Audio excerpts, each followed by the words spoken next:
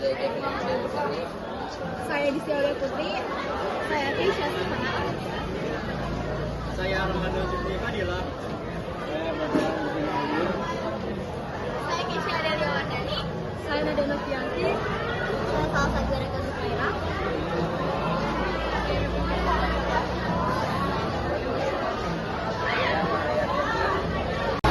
Jadi apa sih DI atau TNI itu? Jadi DI atau TNI itu adalah gerakan bersenjata dari kelompok Darul Islam atau Tentara Islam Indonesia yang berusaha mendirikan negara Islam Indonesia yang biasa disebut NII, dan ia ingin memisahkan diri dari negara Republik Indonesia.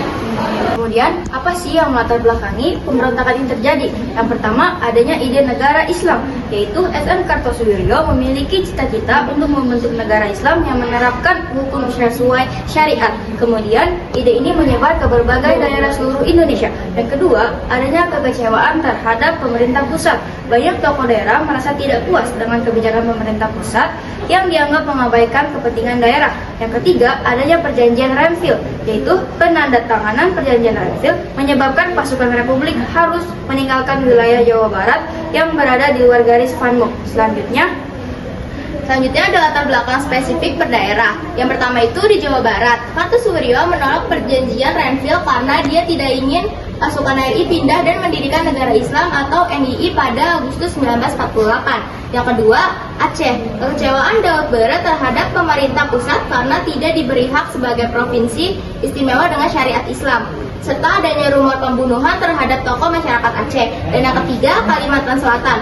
Ibnu Hajar memimpin pemberontakan karena ketidakpuasan terhadap pemerintah pusat dan keinginan untuk menyatakan Kalimantan Selatan sebagai bagian dari negara Islam Indonesia. Tujuan dari pemberontakan DI-TII adalah yang pertama, untuk mendirikan negara Islam Indonesia atau NII yang menerapkan syariat Islam sebagai dasar dan aturan dalam bernegara.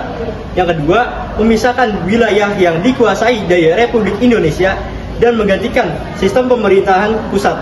Yang ketiga, menolak dasar negara Pancasila dan sistem pemerintahan sekuler atau nasionalis. Beberapa tokoh pemimpin pemberontakan DI-TNI diantaranya Kartosuwiryo, Daud Bere, Amir Fatah, Letnan Kolonel Kahar Muzakar, dan juga Ibnu Hajar. Lalu ada taktik pemberontakan TNI atau DII, yaitu yang pertama gerilya, yaitu mereka berjuang dengan cara bersembunyi di hutan atau pegunungan, lalu menyerang pasukan pemerintah secara tiba-tiba, lalu langsung menghilang asal tidak ditangkap. Lalu yang kedua ada serangan mendadak, yaitu TNI atau DII sering melakukan serangan cepat dan mendadak ke pos-pos militer atau kantor pemerintahan untuk mengejutkan dan melemahkan lawan. Lalu yang ketiga ada menggunakan agama sebagai motivasi, yaitu mereka menyebarkan ide bahwa perjuangan mereka adalah jihad, sehingga banyak anggota merasa berjuang demi agama dan Selanjutnya akhir pemberontakan. Yang pertama, pemberontakan DI atau TNI di Jawa Barat, Kartosuwiryo. Yang pertama, penyelesaian melalui operasi militer bernama Operasi Pagar Betis. Pasukan TNI berhasil menangkap Kartosuwiryo pada 4 Juni 1962. Kemudian akhir dari pemberontakan tersebut adalah Kartosuwiryo dihukum mati pada 5 September 1992 dan dieksekusi keesokan harinya, menandai akhir pemberontakan DI atau TNI di Jawa Barat. Yang kedua ada pemberontakan DI atau TNI di Kalimantan Selatan, Ibnu Hajar. Penyelesaiannya setelah upaya damai dan operasi militer, Ibnu Hajar dan sisa pasukannya membujuk pemerintah untuk menyerah dan mendapatkan amnesti.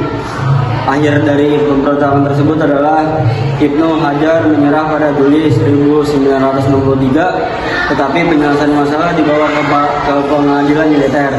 Ia akhirnya dijatuhi hukuman mati pada 11 Maret 1965 dan dieksekusi pada 22 Maret 1965. Lantas, apa dampak positif dari pemberontakan DI-TNI ini? Pemberontakan DI-TNI ini juga berdampak positif loh, membuat masyarakat Indonesia lebih menghargai dan menyadari pentingnya perdamaian dan keamanan nasional. nasional. Yang kedua adalah meningkatkan toleransi. Gerakan ini juga bisa menjadi salah satu upaya dalam meningkatkan sikap toleransi generasi muda terhadap kehidupan yang berbangsa. Selanjutnya ada dampak negatif. Yang pertama, pengungsian dan korban jiwa. Masyarakat di daerah yang terlibat pemberontakan seringkali terpaksa meninggalkan desa dan rumah mereka, menyebabkan pengungsian dan potensi korban jiwa. Yang kedua, penurunan ekonomi. Adanya konflik dapat menyebabkan minimnya pendapatan masyarakat dan terganggunya aktivitas ekonomi di daerah tersebut. Yang ketiga, perubahan sosial budaya. Konflik yang berkepanjangan dapat menimbulkan perubahan sosial dan budaya yang masif dan mendalam pada masyarakat yang terdampak. Yang ketiga, konflik bersenjata. Yang keempat, penyebaran pemberontakan. Gerakan pemberontakan ini cenderung menyebar ke daerah-daerah lain, memperluas dampak konflik dan ketidakstabilan. DI atau TI merekrut anggota dari mantan pejuang kemerdekaan yang kecewa, seperti pemuda pedesaan, serta jaringan pesantren atau tokoh-tokoh agama. Rekrutmen dilakukan lewat pengaruh tokoh lokal, ikatan kekerabatan, dan janji perlindungan di Aceh. Yang kelima, ada pembiayaan dan ekonomi. Kelompok ini membiayai kegiatannya dengan memungut pajak informal, memaksa kontribusi dari pedagang, menyita hasil bumi, serta menerima sumbangan dan simpatisian. Yang terakhir, ada tekanan dan kontrol sosial.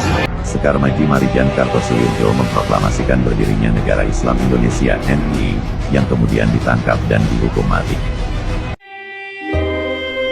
Ketidakpuasan Kartosuwirjo terhadap kemerdekaan Republik Indonesia yang masih dibayang-bayangi oleh kehadiran Belanda yang ingin berkuasa lagi menjadi latar belakang peristiwa ini.